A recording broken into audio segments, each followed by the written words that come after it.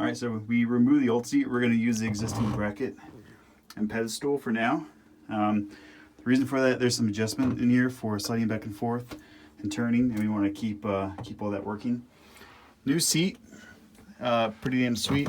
It's got the bolster that pops up like so a lot nicer to stand.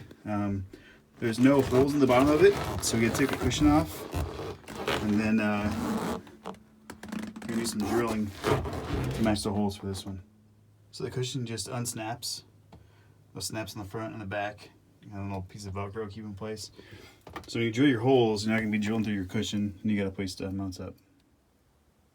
So we actually have to drill new holes. You can kind of tell where those were set in place, the nuts that were made with the chair, but they don't line up with our factory bracket.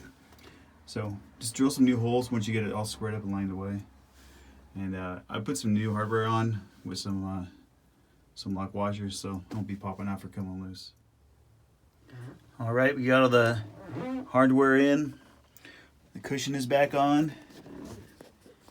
And we got a pretty sweet seat here. You can tell bolster folds up, plenty of room to stand, plenty of room in the back. The cushion even pushes forward if you need to get behind the seat, which is pretty rad. So something to think about if you're looking for a new seat. Pretty good deal.